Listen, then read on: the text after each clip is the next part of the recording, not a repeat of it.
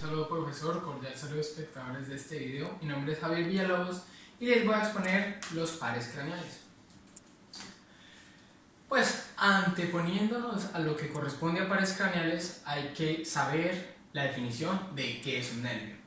Un nervio es una estructura compuesta por diferentes componentes como es el núcleo, las dendritas, el axón, la vaina de la mielina que se encarga de recubrir el axón para que no haya fallas en el impulso nervioso, y tenemos los botones terminales. Forma parte del sistema nervioso periférico. Recordemos que hay dos, el sistema nervioso central y el sistema nervioso periférico. Son 12 nervios o pares craneales y son 31 nervios o pares raquídeos. Los nervios craneales son los siguientes: pueden ser sensitivos, motores y sensitivos, o también llamados mixtos, y únicamente motores, de los cuales los sensitivos tenemos el 1, el 2 y el 8, y de los motores y sensitivos, los mixtos, tenemos el 3, el 4, el 5 y el 6, y únicamente los motores tenemos lo que corresponde al 11 y al 12. Ya vemos cuáles corresponden a esos números. Como primero tenemos al nervio olfatorio. Es considerado el más corto de todos los pares craneales y es un nervio sensorial originado en la mucosa olfatoria. Como podemos ver aquí, estos son los tres cornetes nasales: el superior, el medio y el inferior respectivamente. Esta es la mucosa olfatoria. Entonces las células se empiezan a formar en la parte de ahí y empiezan a ascender, llegando aquí a la lámina cribosa del etmoides, y sube para formar aquí el bulbo olfatorio. Entonces él pasa por la lámina cribosa del etmoides y forma el bulbo olfatorio, que posteriormente va a anexarse a otra parte del cerebro, y lo que permite es la captación de los olores. Patologías. Podemos presentar diferentes patologías en cuanto al par craneal 1, el olfatorio, y el primero es la anosmia, que es la pérdida completa del olfato. La rinitis, que es la reacción a ciertas sustancias y factores externos. Y la hiposmia, que es la poca capacidad olfatoria que tiene la persona, entonces no puede oler diferentes aromas. Y tenemos ahora el nervio terminal, que es considerado el par 0 y pues no está incluido en muchas anatomías. Sin embargo, se dice pues que corresponde también y tiene algo que ver con el nervio olfatorio. ¿Cuál es su función? Su función es la captación de feromonas. Recordemos que las feromonas son las hormonas que expone el ser humano a través del sudor o diferentes factores ya en cuanto a la piel. Está más desarrollado en animales. Por eso es que los animales interpretan cuando, por ejemplo, la hembra está en calor y diferentes aspectos, pero nosotros como personas muy pocas veces lo podemos interpretar. Y se dice que nacemos con él, pero con el tiempo se va degenerando y vamos teniendo poca capacidad de nosotros poder interpretar ese estado feromonal de las otras personas. Tenemos ahora el nervio óptico. Se origina en las células de la retina y empieza a pasar a la parte posterior ya del cráneo. Lo que hace es permitir la visión y se inserta en la corteza occipital pasando por el conducto auditivo. Entonces aquí tenemos la retina, como podemos ver es la parte de acá. Ella se empieza a formar de las células de esa parte y se van hacia la parte posterior del ojo, de la estructura del ojo, y forman ya lo que es el nervio óptico, que va pasando pues a la parte ya posterior del cráneo, pasando por la parte de acá, que este es el conducto óptico, y luego se inserta en la corteza ya que corresponde al hueso occipital. En esta parte podemos apreciar, ya aquí va a estar el foramen óptico, el conducto óptico, va pasando hacia atrás, y lo que va a formar aquí lo correspondiente al quiasma óptico. Entonces pasa y va a ser interpretado en la parte contraria de lo que corresponde a la corteza occipital, igual con el izquierdo. con el derecho, perdón, va a ser interpretado en la corteza occipital izquierda. Entonces, pues eso es lo que permite el quiasma óptico y lo que se procesa en la parte de acá. Las patologías. Podemos presentar lo que corresponde a la neuritis óptica, que es la inflamación por la desmielinización del nervio. Recordemos que la mielina es la que protege los impulsos nerviosos que van a ser transmitidos al cerebro. Entonces esto causa lagrimeo, irritación, pérdida parcial o total del ojo afectado. Entonces, como vemos, el ojo se encuentra inflamado en su parte izquierda, podríamos decirlo. Este va a ser el ojo derecho, entonces su parte izquierda se encuentra inflamado y se encuentra el nervio pues más hacia la parte de la inflamación. Vamos con el nervio oculomotor. Se origina en el encéfalo. Recordemos que la mayoría de los nervios de los pares craneales se originan en el encéfalo y pasa hacia adelante, como vemos en la parte de acá, por la fisura orbitaria superior que se forma entre los huesos esfenoides. Entonces pasa por la parte de acá arriba y su función es inervar el elevador del párpado, que nosotros vemos en la parte de acá, el recto superior, el recto medial, el recto inferior y el oblicuo inferior de los músculos que corresponden al ojo. Entonces, ese es el músculo recto medial, el recto lateral y el oblicuo inferior. Las patologías que podemos presentar con respecto al nervio oculomotor es la parálisis del ojo, la optosis, que significa el párpado caído que puede presentar el individuo, la isotropía, que es el desvío. Recordemos que no tenemos la posibilidad de mover el ojo como queramos, pues tenemos los músculos del ojo comprometidos. Entonces también podemos presentar isotropía e hipermetropía, que pues son las acciones que vemos aquí correspondientes a la afección de diferentes músculos principalmente. Vamos con el nervio troqueal, el correspondiente al cuarto par craneal. Se origina también en el encéfalo y su función es inervar el músculo oblicuo superior. Recordemos que el anterior inervaba el músculo oblicuo inferior. Él pasa por la fisura orbitaria superior, que se arma, como podemos ver en la parte de acá, por el hueso esfenoides. Es este el que se presenta aquí. Entonces lo que hace el nervio troqueal es, este es el encéfalo, pasa por acá, por la fisura orbitaria superior, y lo que hace es inervar el músculo de aquí, que es el oblicuo superior, cuya función es atrapar y abrazar al ojo en su parte superior. Las patologías que podemos presentar es la diplopia, la cual es la dificultad de dirigir el ojo hacia abajo. Recordemos que pues, si no tiene accesibilidad a el funcionamiento motor del oblicuo superior, lo que va a causar es que cuando ella quiera ver hacia abajo, pues el ojo le vibre, pues el músculo no le está funcionando de la mejor manera. Entonces cuando le vibra, lo que hace es que se vea una imagen similar a la que está ahí. El nervio trigémino es considerado el nervio más grande de todos los pares craneales y es para mí el más importante. Él se origina en el ponte, también llamada protuberancia anular o también llamada puente de Baroglio, y es fundamental en la producción de mucosa en sus tres ramas. Es un nervio mixto, entonces es sensitivo y también es motor. La producción de mucosa en sus tres ramas, las cuales son la oftálmica, la maxilar y la mandibular, disculpenme aquí.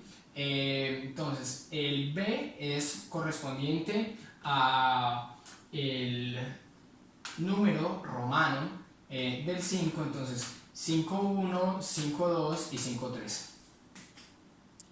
En su rama oftálmica, la 5.1 atraviesa la parte anterior, va, pues recordemos, desde el ponte hacia pues la parte ocular por la hendidura esfenoidal, y es la que tiene producción en las lágrimas, una pequeña producción una pequeña participación, perdón, en las lágrimas. Presenta también el ganglio ciliar, que es este que nosotros podemos ver aquí. Este es el nervio oftálmico. Lo que hace es pasar hacia adelante, y aquí está la glándula Pungis, que es la encargada del proceso lagrimal. Entonces lo que hace es inervarla y también inervar diferentes estructuras que se encuentran cerca a ella.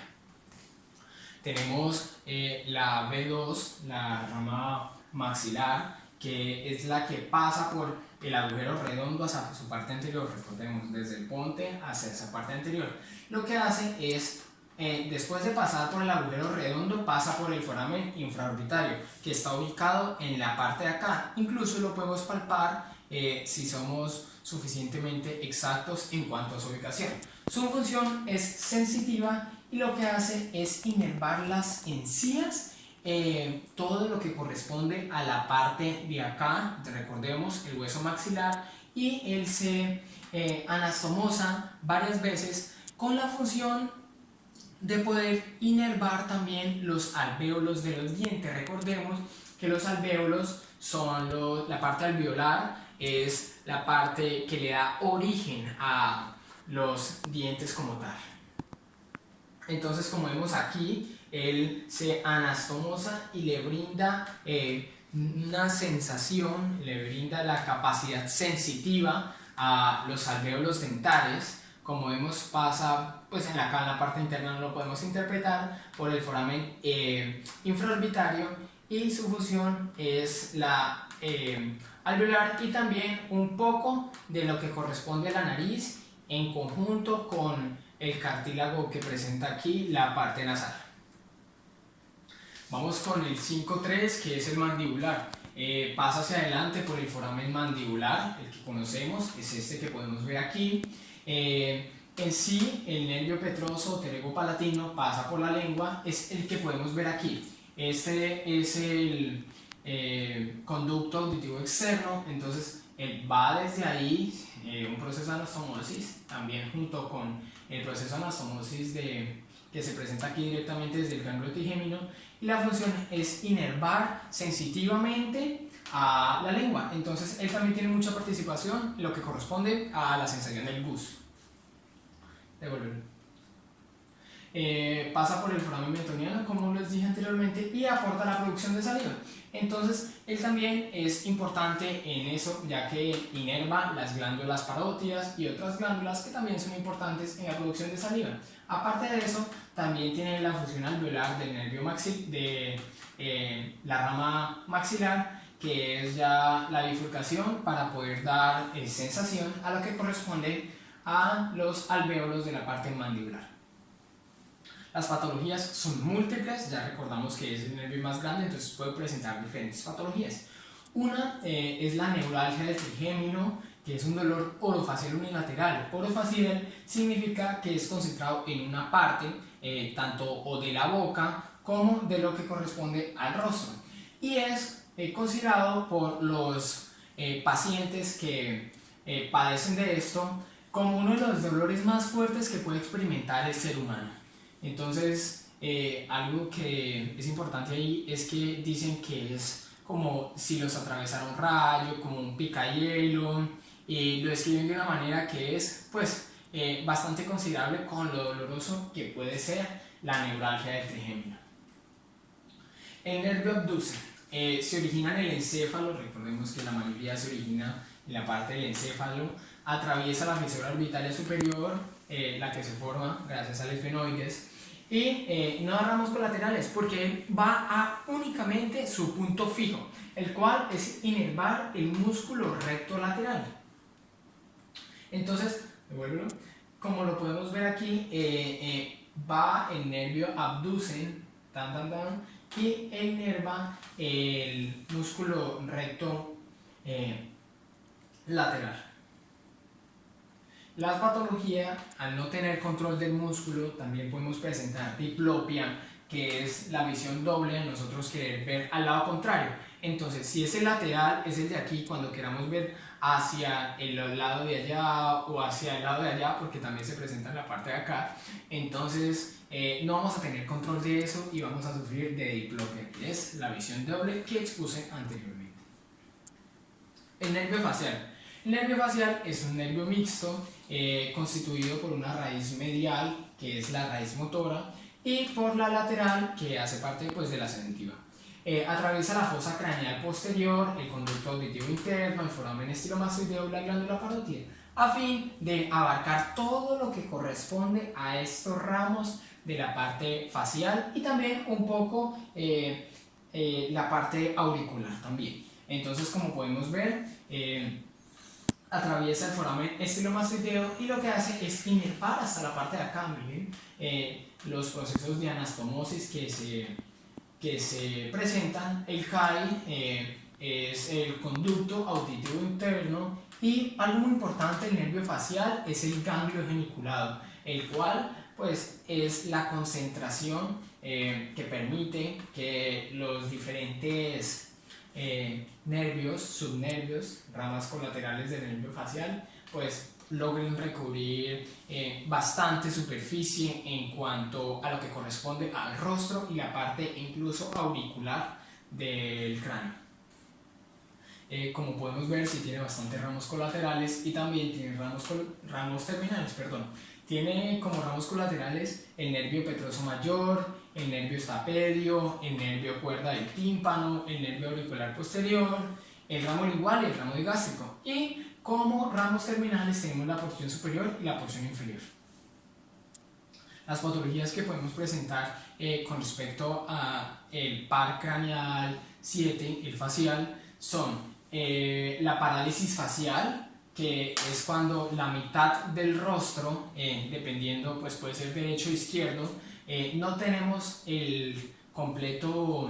no tenemos acceso a poder mover nuestros músculos. Entonces, como vemos aquí, la señora en su plena mitad del rostro intenta sonreír, pero solamente sonríe del lado en el cual tiene control. El otro lado, donde le está fallando su nervio facial, no puede realizar ningún movimiento. Y ese es uno de, pues para mí, considerado los más feos patologías que puede presentar el nervio facial, y es el espasmo hemifacial. Contrario a la parálisis facial, que es no poder mover los músculos, pues ella se queda con la mitad de la cara, todos sus músculos alterados, recogidos, de tal forma que no los puede abrir, no los puede estirar, no puede realizar múltiples facciones y pues queda con una figura estética un poco complicada. Entonces, pues esa es una de las patologías que puede sufrir si se sufren afecciones con respecto al nervio facial.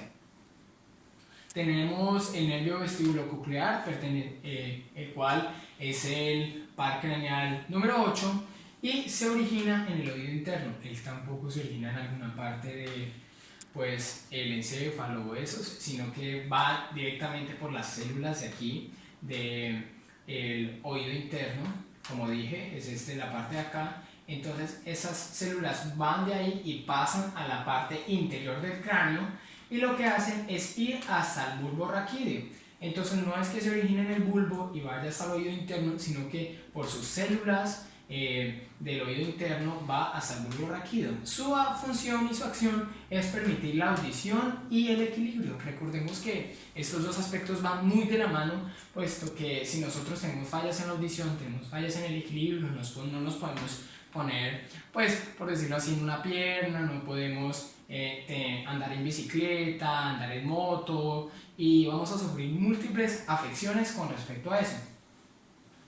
Entonces, una de las patologías es la hipoacusia, la cual es la poca interpretación e intercepción de los sonidos externos, de otros factores que pues el individuo no puede oír, no puede diferenciar, y el vértigo ya correspondiente a la parte del equilibrio encargado pues del vestíbulo coclear. Entonces es cuando la persona no puede permanecer pues en una posición, siente miedo, no tiene acceso, no tiene equilibrio.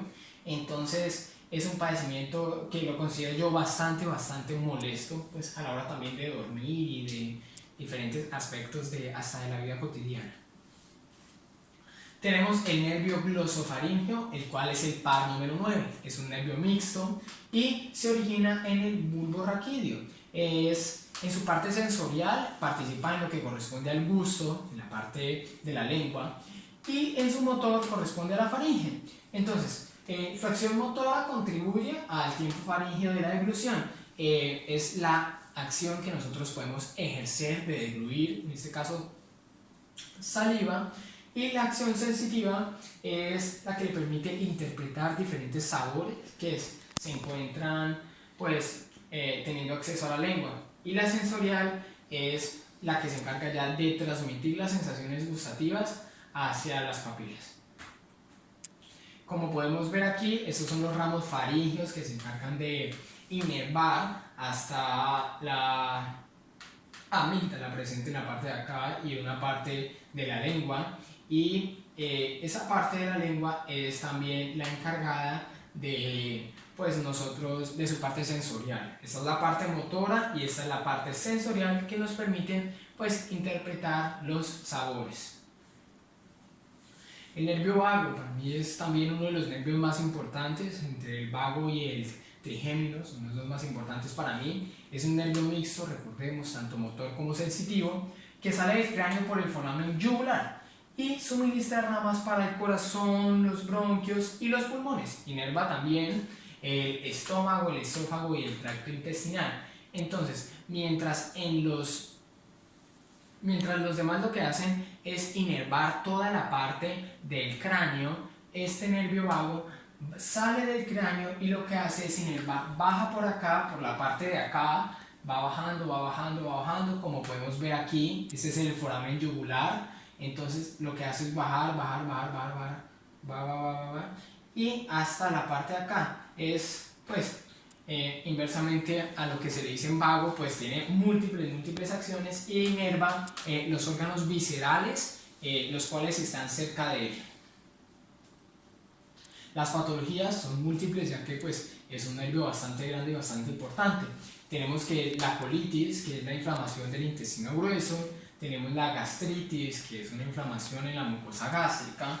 Tenemos la lesión nuclear, que es un trastorno en la deglución y la fonación, porque es que el nervio vago también está involucrado en lo que corresponde a la lengua. Está involucrado en la interpretación de sabores y diferentes aspectos del área bucal. Y tenemos la lesión periférica, que lo que ocasiona es la voz bitonal, que es el cambio de voz y que la persona presenta diferentes tonos a la hora de hablar y expresarse, lo cual considero que es bastante molesto en esos aspectos. Tenemos el nervio accesorio, que es el par 11, es un nervio motor y se origina en el bulbo raquídeo y en la médula espinal. La función de él es inervar el músculo esternocipitomastoideo, que recordemos antes era llamado esternocleidomastoideo, pero ahora es esterno-occipitomastoideo, y el trapecio. Él sale del cráneo por el foramen yugular, cerca a el foramen, es el mismo foramen por el que pasa el nervio vago, entonces está cerca de él.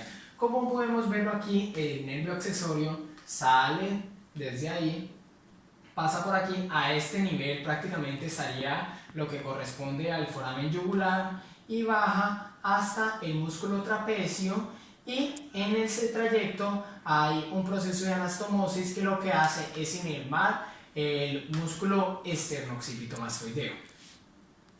Las patologías que puede presentar es la lesión periférica, al ser el músculo esternocipitomastoideo, un músculo tan importante para permitir la rotación de lo que corresponde al cráneo, para el cuello y para diferentes movimientos que son muy necesarios en la vida diaria, lo que hace es que él no puede hacer eso. Entonces, si necesita voltear, debe hacerlo de esta manera, debe hacerlo de esta, y va a voltear todo el cuerpo, no tiene la accesibilidad a poder rotar su cabeza. Y por último, tenemos como par craneal 12 al nervio hipogloso, el cual es un nervio motor que se origina en el bulbo raquídeo. Entonces aquí él empieza a salir, como vemos, sus células y va hacia la parte anterior correspondiente ya a la lengua. Entonces su función es inervar los músculos de la lengua, los eufragioideos y el genioideo. Recordemos que en la parte de acá se encontraría, es el hueso dioides. Entonces los infragioideos son debajo del dioides, los cuales pueden ser el ovoideo, el tiroideo, el tiroideo, entre otros. Y sale por el conducto hipogloso que está presente en la parte de acá, ya perteneciente al hueso occipital. Las ramas colaterales que presentan son el ramo meningio, el ramo comunicante superior con el plexo cervical, el ramo ascendente y el ramo muscular. Como vemos, aquí encontramos el ramo descendente, que es este que se presenta en la parte de acá, el ramo comunicante, que es este, que va a ser la parte de acá, ya aquí se empieza a terminar. Y pues esos son los ramos que podemos apreciar con respecto a esta imagen. Tenemos la patología, la cual es el síndrome de Vernet 1, el cual afecta los nervios cervicales, consiste en la disfunción de la lengua.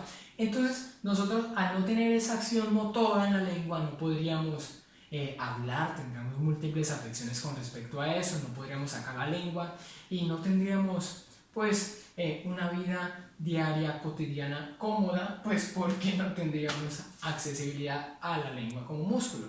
Y tenemos la disartria, que es la difusión en la capacidad de articular palabras. Recordemos, como no tenemos acceso a la lengua, no vamos a tener acceso a la fonación, vamos a sufrir mucho y pues es muy importante tener eso en cuenta y por eso es tan importante el nervio glosofaríngeo. Tenemos la bibliografía ya de las imágenes que tomamos y esta también es perteneciente a la bibliografía. Espero haberme hecho entender. Muchas gracias. Mi nombre es Javier Villalobos y les deseo lo mejor.